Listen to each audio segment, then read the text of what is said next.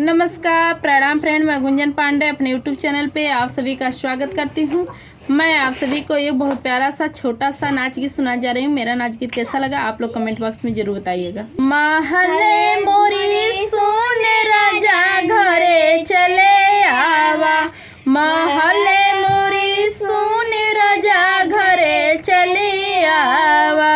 घरे चली आवा हो घरे चले आवा, महले मोरी सुन राजा घरे चले आवा, महले मोरी सुन राजा घरे चली आवा। पहली जे चिट्ठी लिखी सासू जे भेजे, पहली जे चिट्ठी लिखी सासू जी भेजे, नौकरिया ऐसन चीज बेटा घरे जिने आया, नौकरिया ऐसन चीज बेटा घरे जिने आया, महले मोरी सुन राजा घरे चले आवा, मरे चले आवा हो घरे चले आवा, महले मोरी सुन राजा घरे चले आवा। दूसरी जे चिट्ठी लिखी जेठनी जी भेजे, दूसरी जे चिट्ठी लिखी जेठनी जी भेजे, नौकरिया बड़ी चीज देवर घरे जिनी आवा, नौकरिया बड़ी चीज देवर घरे जिनी आवा, महले मोरी सुन राजा घरे चली आवा, महले मोरी सुन राजा घरे चले आवा,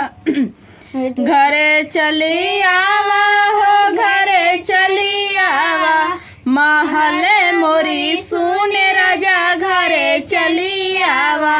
महले मोरी सुन राजा घरे चली आवा। तीसरी जे चिट्ठी लिखी देवरू जे भेजे,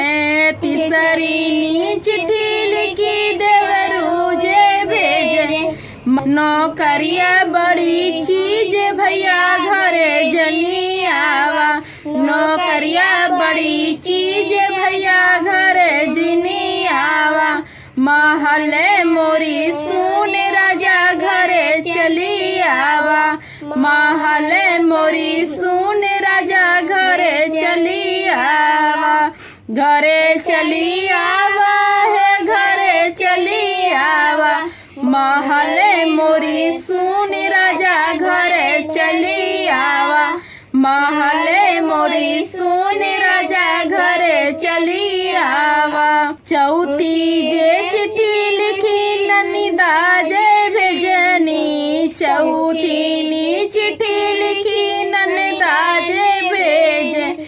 नौकरिया बड़ी चीज भैया घरे जिने आवा, नौकरिया बड़ी चीज भैया घरे जिने आवा, महले मोरी सुन राजा घरे चले आवा, महले मोरी सुन राजा घरे चली आवा,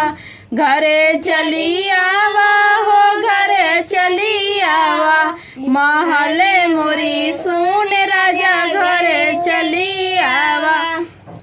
पचमी जे चिट्ठी लिखी खुदे हमें भेजी, पचमी जे चिट्ठी लिखी हमें खुदे भेजी,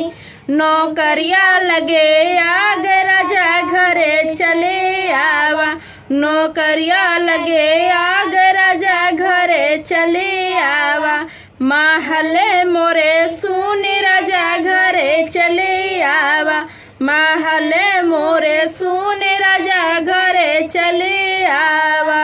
घरे चली आवा हो घरे चले आवा, महले मोरे सुन राजा घरे चले आवा, महले मोरे सुन राजा घरे चले आवा।